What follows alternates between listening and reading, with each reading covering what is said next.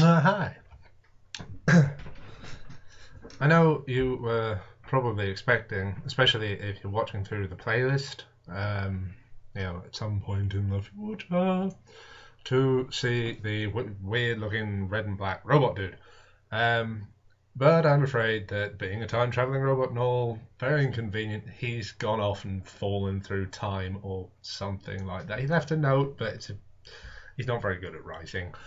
Um, Anyway, yeah, before he went, I say he left a note, and the idea is that it's generally agreed I should read the books from now on, because he doesn't like doing live reading. He prefers to improvise and to do his own stuff, and he found it a bit boring, really. He wants to do more of a physical performance, so you'll see more of that in the future.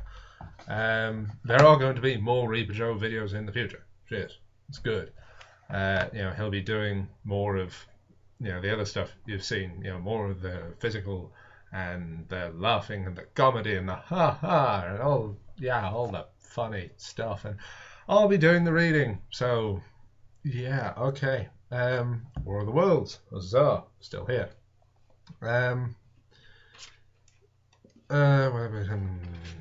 Finished chapter 4, so chapter 5, the heat ray.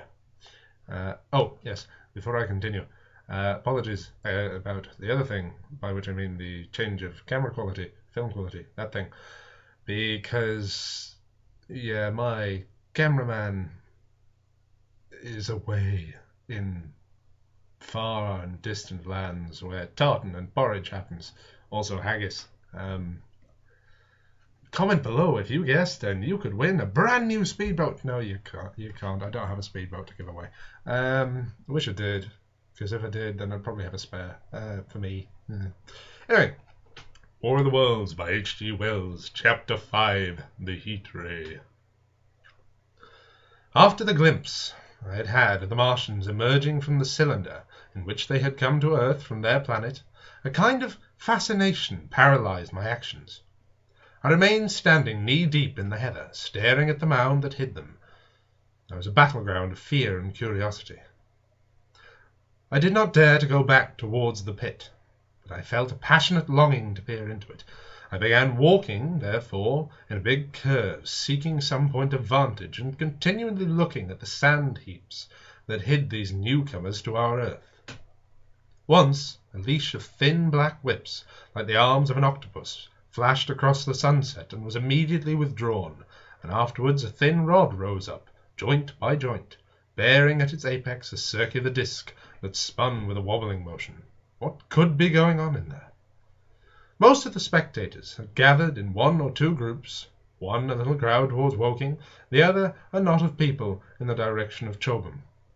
Evidently they shared my mental conflict. There were few near me. One man I approached. He was, I perceived, a neighbour of mine, though I did not know his name, and accosted. But it was scarcely a time for articulate conversation. "What ugly brutes!" he said. "Good God, what ugly brutes!" He repeated this over and over again. "Did you see the man in the pit?" I said, but he made me no answer to that. We became silent and stood watching for a time side by side, deriving, I fancy, a certain comfort in one another's company. Then I shifted my position to a little knoll that gave me the advantage of a yard or more of elevation, and when I looked for him presently, he was walking towards Woking. The sunset faded to twilight before anything further happened. The crowd far away on the left towards Woking seemed to grow, and I heard now a faint murmur from it. The little knot of people towards Chobham dispersed. There was scarcely an intimation of movement from the pit.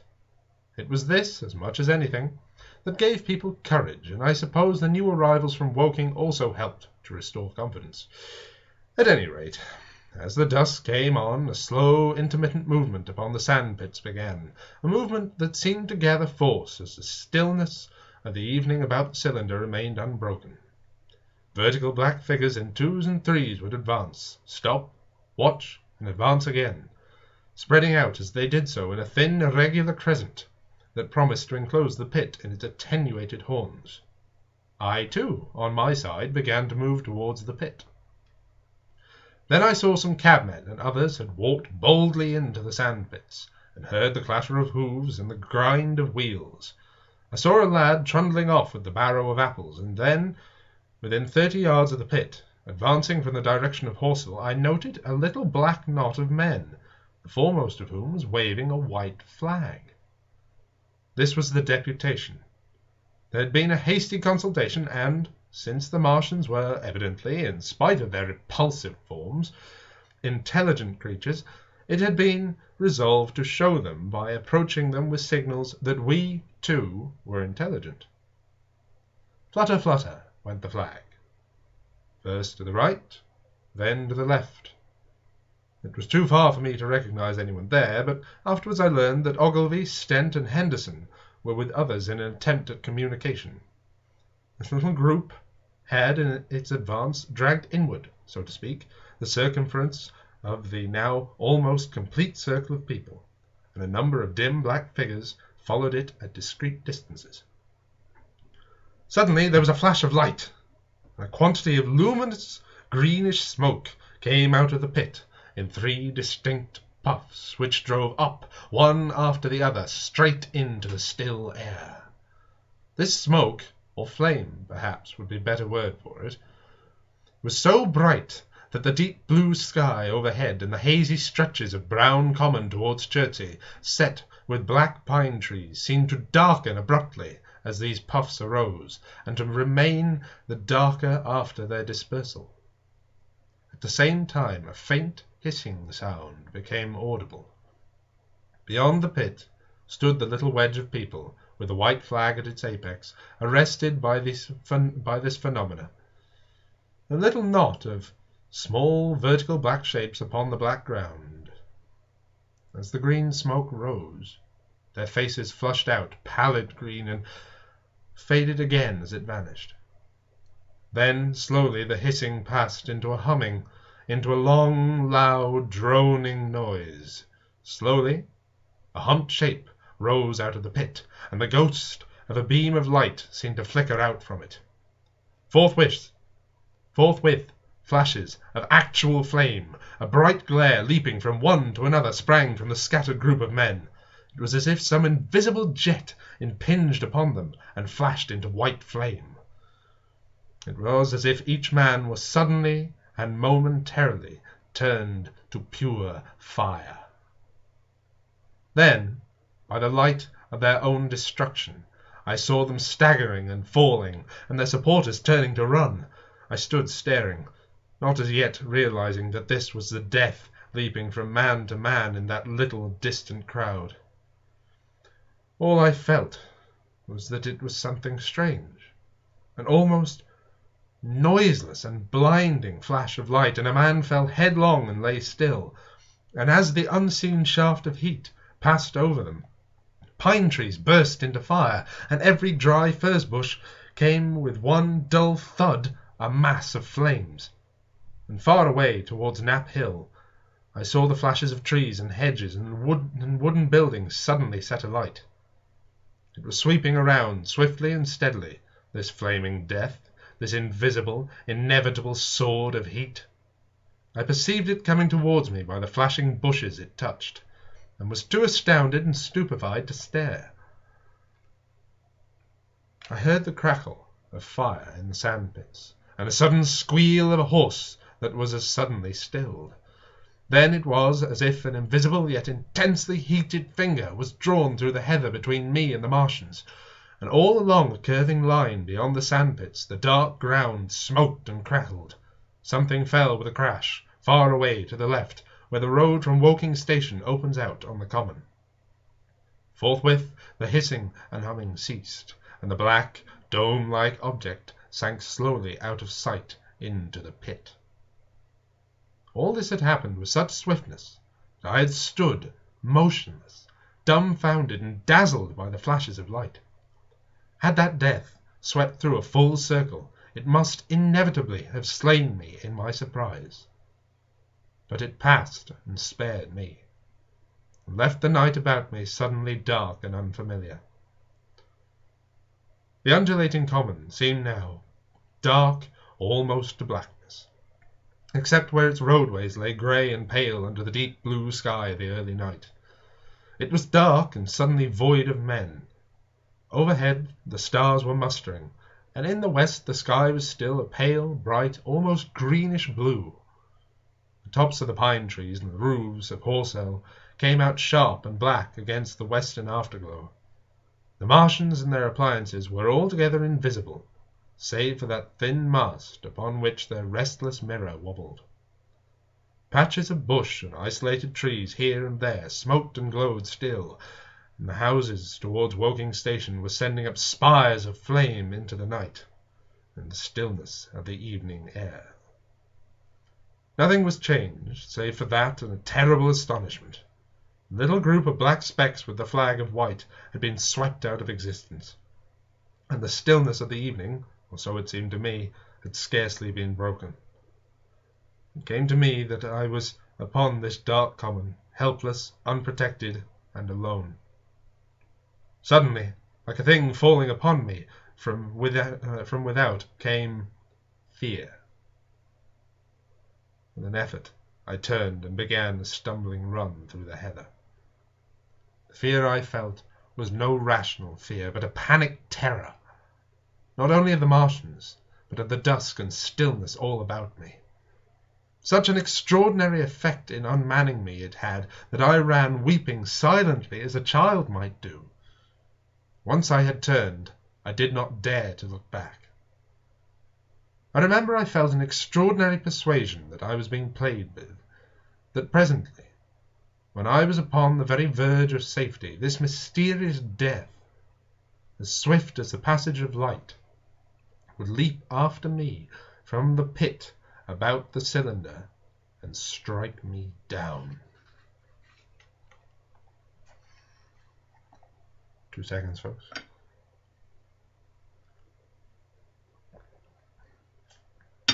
Have faith in tea. Tea keeps me going. Keeps you going. Do if you drink it. If you don't drink it, you should. Chapter 6. The Heat Ray in the Chobham Road. It is still a matter of wonder how the Martians were able to slay men so swiftly and so silently. Many think that in some way they are capable and able to generate an intense heat in a chamber of practically absolute non-conductivity. This intense heat they project in a parallel beam against any object they choose by means of a polished parabolic mirror of unknown composition, much as the parabolic mirror of a lighthouse projects a beam of light. But no one has absolutely proved these details. However it is done, it is certain that a beam of heat is the essence of the matter. Heat and invisible instead of light. Whatever is combustible flashes into flame at its touch. Lead runs like water, it softens iron, cracks and melts glass, and when it falls upon water, incontinently that explodes into steam. That night, nearly 40 people lay under the starlight about the pit, charred and distorted beyond recognition, and all night long the common from Horsell to Maybury was deserted and brightly ablaze. The news of the massacre probably reached Chobham, Woking and Ottershaw about the same time. In Woking, the shops had closed when the tragedy happened, and a number of people, shop people and so forth, attracted by the stories they had heard, were walking over Horsell Bridge and along the road between the hedges that run out at last upon the common. You may imagine the young people brushed up after the labours of the day, and making this novelty, as they would make any novelty, the excuse for walking together and enjoying a trivial flirtation. You may figure to yourself the hum of voices along the road in the gloaming. As yet, of course, few people in Woking even knew that the cylinder had opened, though poor Henderson had sent a messenger on a bicycle to the post office with a special wire to an evening paper. As these folks came out by 2s and 3s upon the open, they found little knots of people talking excitedly and peering at the spinning mirror over the sandpits, and the newcomers were, no doubt, soon infected by the excitement of the occasion. By 8:30, when the deputation was destroyed, there may have been a crowd of 300 people or more at this place, besides those who had left the road to approach the Martians nearer. There were 3 policemen, too, one of whom was mounted, doing their best, under instructions from Stent, to keep the people back and deter them from approaching the cylinder. There was some booing from those more thoughtless and excitable souls to whom a crowd is always an occasion for noise and horseplay. Stent and Ogilvy, anticipating some possibilities of a collision, had telegraphed from Horsehill to the barracks, as soon as the Martians emerged, for the help of a company of soldiers to protect these strange creatures from violence. After they returned to lead that ill-fated advance, the description of their death, as it was seen by the crowd, tallies very closely with my own impressions. The 3 puffs of green smoke, the deep humming note, and the flashes of flame. But that crowd of people had a far narrower escape than mine. Only the fact that a hummock of heathery sand intercepted the lower part of the heat ray saved them. Had the elevation of the parabolic mirror been a few yards higher, none could have lived to tell the tale. They saw the flashes and the men falling, and an invisible hand, as it were, lit the bushes as it hurried towards them through the twilight. Then, with a whistling note that rose above the droning of the pit, the beam swung close over their heads, lighting the tops of the beech trees that lined the road, and splitting the bricks, smashing the windows, firing the window frames, and bringing down in crumbling ruin a portion of the gable of the house nearest its corner. In the sudden thud, hiss, and glare of the igniting trees, the panic-stricken crowd seems to have swayed hesitatingly for some moments. Sparks and burning twigs began to fall into the road, and single leaves like puffs of flame. Hats and dresses caught fire. Then came a crying from the common. There were shrieks and shouts, and suddenly a mounted policeman came galloping through the confusion with his hands clasped over his head, screaming. "They're coming!" a wayman shrieked. And incontinently everyone was turning and pushing at those behind in order to clear their way to Woking again. They must have bolted as blindly as a flock of sheep. Where the road grows narrow and black between the high banks, the crowd jammed and a desperate struggle occurred. All that crowd did not escape. 3 persons at least, 2 women and a little boy, were crushed and trampled there and left to die amidst the terror and the darkness. Chapter 7. How I reached home. For my own part, I remember nothing of my flight, except the stress of blundering against trees and stumbling through the heather. All about me gathered the invisible terrors of the Martians. That pitiless sword of heat seemed whirling to and fro, flourishing overhead before it descended and smote me out of life. I came into the road between the crossroads and Horsehill, and ran along this to the crossroads. At last I could go no further. I was exhausted with the violence of my emotion and of my flight, and I staggered and fell by the wayside. That was near the bridge that crosses the canal by the gasworks. I fell and lay still. I must have remained there some time. I sat up, strangely perplexed. For a moment, perhaps, I could not clearly understand how I came there. My terror had fallen from me like a garment. My hat had gone, and my collar had burst away from its stud. A few minutes before, there had been 3 real things before me. The immensity of the night and space and nature, my own feebleness and anguish, and the near approach of death. Now it was as if something turned over, and the point of view altered abruptly. There was no sensible transition from one state of mind to the other. I was immediately the self of every day again, a decent, ordinary citizen. The silent common, the impulse of my flight, the starting flames, were as if it were a dream. I asked myself, had these latter things even indeed happened? I couldn't credit it. I rose and walked unsteadily up the steep incline of the bridge. My mind was blank wonder. My muscles and nerves seemed drained of their strength. I dare say I staggered quite drunkenly. A head rose over the arch, and a figure of a workman carrying a basket appeared. Beside him ran a little boy. He passed me, wishing me good night. I was minded to speak to him, and did not. I answered his greeting with a meaningless mumble and went on over the bridge. Over the Maybury Arch, a train, billowing, tumult of white, fire-lit smoke, and a long caterpillar of lighted windows, went flying south, clatter, clatter, clap, rap, and it had gone.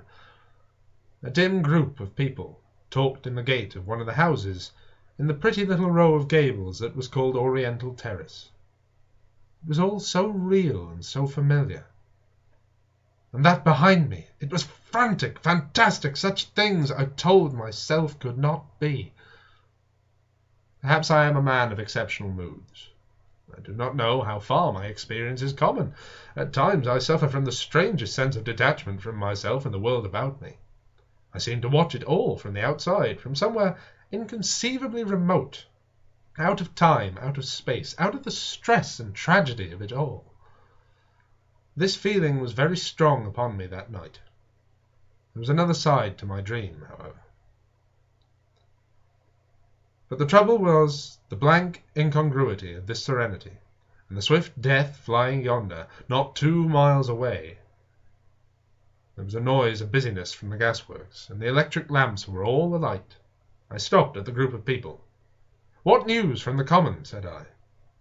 "There are 2 men and a woman at the gate." "Eh?" said one of the men, turning. "What news from the common?" I said. "Ain't you just been there?" asked the men. "People seem fairly silly about the common," said the woman over the gate. "What's it all about?" "Haven't you heard of the men from Mars?" said I. "The creatures from Mars?" "Quite enough," said the woman over the gate. "Thanks." And all 3 of them laughed. I felt foolish and angry. I tried and found I could not tell them what I had seen. I laughed again at my broken sentences. "You'll hear more yet," I said, and went on to my home. I startled my wife at the doorway, so haggard was I. I went into the dining room, sat down, drank some wine, and so soon as I could collect myself sufficiently, told her the things I had seen. The dinner, which was a cold one, had already been served, and remained neglected on the table whilst I told my story. "There is one thing," I said, to allay the fears I had aroused. "They are the most sluggish things I ever saw crawl. They may keep the pit and kill people who come near them, but they cannot get out of it. But the horror of them!" "Don't, dear," said my wife, knitting her brows and putting her hand on mine. "Poor Ogilvy," I said. "To think he may be lying dead there." My wife, at least, did not find my experience incredible. When I saw how deadly white her face was, I ceased abruptly. "They may come here," she said again and again.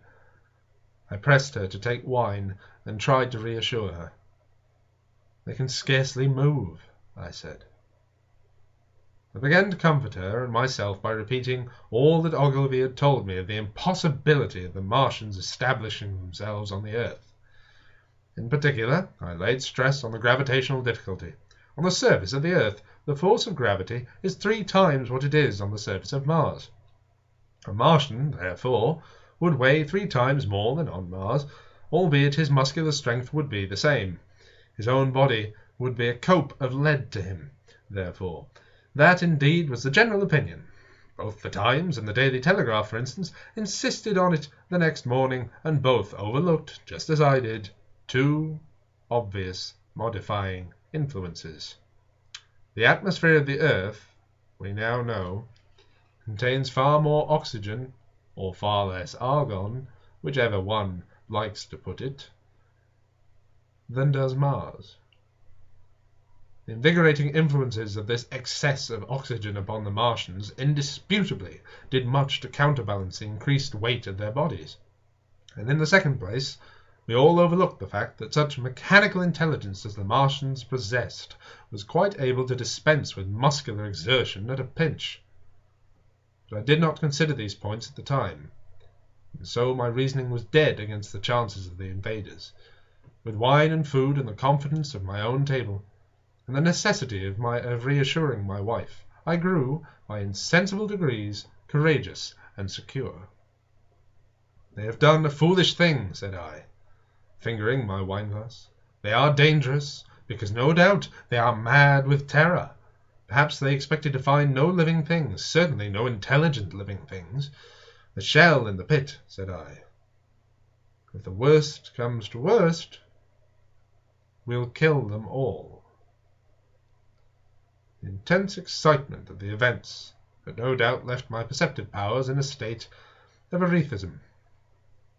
I remember that dinner table with extraordinary vividness even now, my dear wife's sweet, anxious face peering at me from under the pink lampshade, the white cloth with its silver and glass table furniture, for in those days even philosophical writers had many little luxuries, the crimson purple wine in my glass. They're all photographically distinct.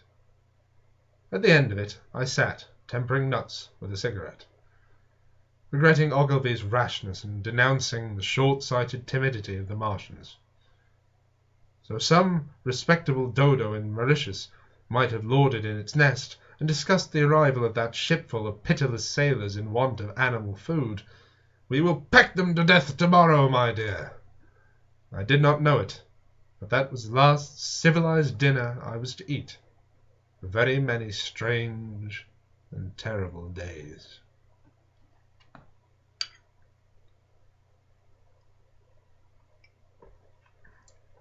Enjoying yourself so far?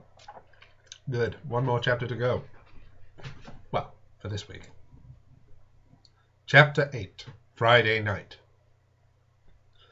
The most extraordinary thing, to my mind, of all the strange and wonderful things that happened upon that Friday, was the dovetailing of the commonplace habits of our social order with the first beginnings of the series of events that was to topple that social order headlong. If on Friday night you had taken a pair of compasses and drawn a circle with a radius of 5 miles around the Woking sandpits, I doubt if you would have had one human being outside it, unless it was some relation of Stent or of the 3 or 4 cyclists of London people who lay dead on the common, whose emotions or habits were at all affected by the newcomers. Many people had heard of the cylinder, of course, and talked about it at their leisure, but it certainly did not make the sensation an ultimatum to Germany would have done. In London that night, poor Henderson's telegram describing the gradual unscrewing of the shot was judged to be a canard, and his evening paper, after wiring for authentication from him and receiving no reply — the man was killed — decided not to print a special edition. Within the 5-mile circle, even the great majority of people were inert. I have already described the behaviour of the men and women to whom I spoke. All over the district people were dining and supping, working men were gardening after the labours of the day, children were being put to bed, young people were wandering through the lanes, love-making. Students sat over their books. Maybe there was a murmur in the village streets, a novel and dominant topic in the public houses, and here and there a messenger, or even an eyewitness of the later occurrences, caused a whirl of excitement, a shouting and a running to and fro. But for the most part, the daily routine of working, eating, drinking, sleeping went on as it had done for countless years, as though no planet Mars existed in the sky. Even at Woking Station and Horsell and Chobham that was the case. In Woking Junction, until a late hour, trains were stopping and going on, others were shunting in the sidings, passengers were alighting and waiting, and everything was proceeding in the most ordinary way. The boy from town, trenching on Smith's Monopoly, was selling papers with the afternoon's news. The ringing and impact of trucks, the sharp whistle of the engines from the junction, mingled with his shouts of "Men from Mars!" Excited men came into the station with incredible tidings about 9 o'clock, and caused no more disturbance than drunkards might have done. People rattling Londonwards peered into the darkness outside the carriage windows, and saw only a rare, flickering, vanishing spark dance up from the direction of Horsell, a red glow and a thin veil of smoke driving across the stars, and thought that nothing more serious than a heath fire was happening. It was only around the edge of the common where any disturbance was perceptible. There were half a dozen villas burning on the Woking border. There were lights in all the houses on the common side of the three villages, and the people were kept awake till dawn. A curious crowd lingered restlessly, people coming and going, but the crowd remaining both on the Chobham and Horsell bridges. One or two adventurous souls, it was afterwards found, went into the darkness and crawled quite near the Martians. But they never returned. For now and again a light ray, with the beam of a warship's searchlight, swept the common, and the heat ray was ready to follow. Save for such, that big area of common was silent and desolate, and the charred bodies lay about on it all night under the stars, and all the next day. The noise of hammering from the pit was heard by many people. So there you have the state of things on Friday night. In the centre, sticking into the skin of our old planet Earth, like a poisoned dart, was this cylinder. But the poison was scarcely working yet. Around it was a patch of silent common, smouldering in places, and with a few dark, dimly seen objects lying in contorted attitudes here and there. Here and there was a burning bush or tree. Beyond was a fringe of excitement, and farther than that fringe, the inflammation had not crept as yet. In the rest of the world the stream of life still flowed as it had flowed for immemorial years.